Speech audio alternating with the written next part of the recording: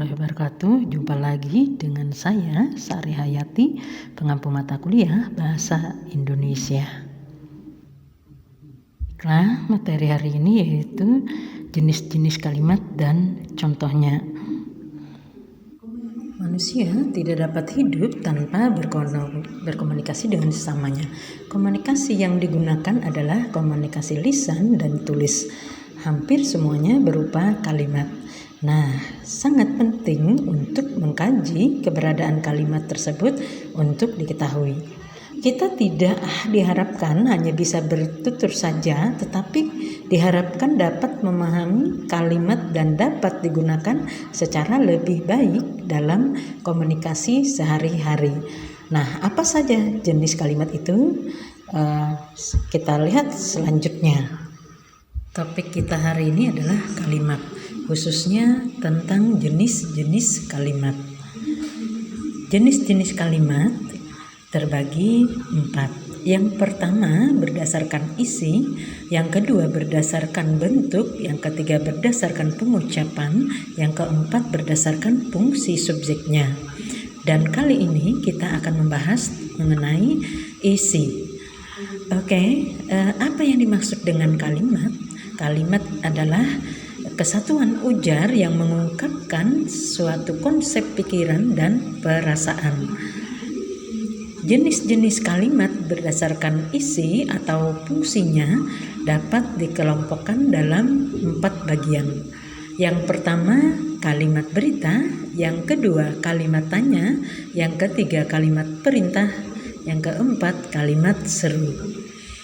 Baiklah. Kita akan melanjutkan penjelasan berikutnya, yaitu jenis kalimat. Yang pertama kalimat berita atau deklaratif. Banyak yang mendengar kalimat berita. Nah, apa yang dimaksud dengan kalimat berita? Berita adalah kalimat yang memberitakan sesuatu kepada pembaca atau pendengar. Nah, bentuk kalimat berita bermacam-macam. Kalimat berita positif negatif, kalimat aktif atau pasif, kalimat langsung atau tidak langsung, kalimat tunggal atau majemuk. Kalimat berita ditandai dengan nada menurun pada ragam lisan. Sedangkan pada ragam tulis, pada akhir kalimatnya ditandai dengan tanda titik. Nah, jenis kalimat berita dalam penggunaannya memiliki beragam tujuan. Yang pertama, menyatakan pemberitahuan. Nah, kita belajar contoh-contohnya, yaitu sudah seminggu anak itu tidak lagi bersekolah. Nah, di sini terdapat pemberitahuan ya. Yang kedua, menyatakan laporan. Contoh kalimatnya, kelas ini akan diikuti oleh 200 peserta dari masing-masing kelas. Nah, ada laporan di situ. Yang ketiga, menyatakan pengharapan. Contoh kalimat pengharapan, semoga Allah memberikan keberkahan kepada kita semua. Yang keempat, menyatakan permohonan. Contoh kalimatnya, saya mohon izin untuk tidak mengikuti kelas hari ini. Yang kelima, menyatakan perkenalan. Contoh kalimatnya, perkenalkan saya dosen baru di kampus ini. Yang keenam, menyatakan undangan. Contoh kalimatnya, saya tunggu kehadiran Anda pada kelas hari ini.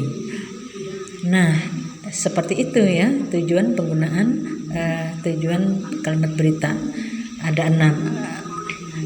Seperti yang tadi sudah dijelaskan ya.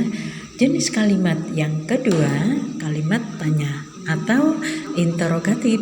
Yang dimaksud dengan kalimat tanya adalah kalimat yang isinya menanyakan sesuatu atau seseorang. Kalimat tanya kita gunakan ketika ingin mengetahui barang, waktu, tempat, cara, dan yang lainnya. Nah, ada 5 cara untuk membentuk kalimat tanya. Yang pertama, dengan menambahkan kata apakah. Contoh kalimatnya, apakah dia sudah datang? Yang kedua, membalikkan urutan kata dengan ditambah partikel kah. Contoh kalimatnya, mendapat hadiahkah kamu kemarin? Yang ketiga, memakai kata bukan atau tidak. Contoh kalimatnya, dia pandai bukan? Keempat, mengubah intonasi kalimat. Contoh, Dilan jadi pergi beda dengan Dilan jadi pergi. Yang kelima, memakai kata tanya, mengapa, siapa, kapan. Contoh diantaranya, mengapa dia pergi meninggalkanmu? Jenis kata ketiga atau kalimat ketiga adalah kalimat perintah atau interaktif. Yang dimaksud kalimat interaktif adalah kalimat yang maknanya memberikan perintah untuk melakukan sesuatu. Dalam bahasa tulis seringkali diakhiri dengan tanda seru. Sedangkan dalam bahasa lisan di akhir kalimat nadanya naik. Nah, seperti itu ya.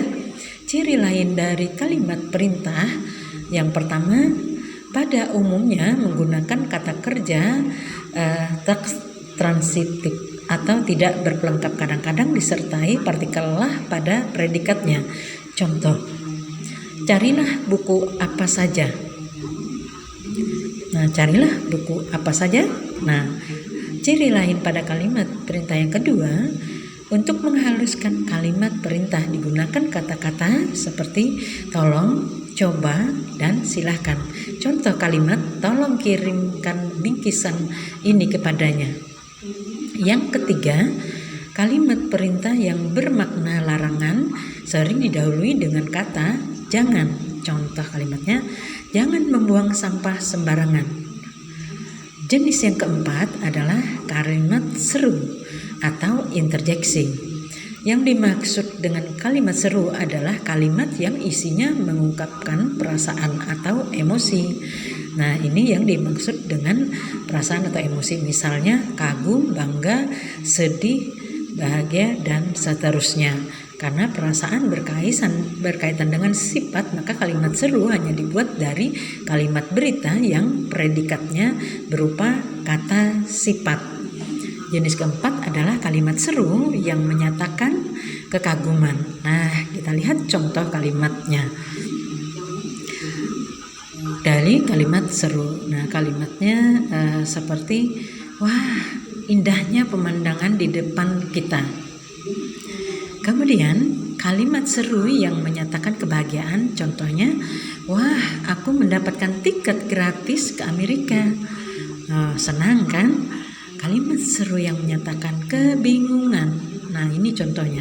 Astaga, aku lupa memeriksa tugasku hari ini. Nah, jadi lupa kan kalian?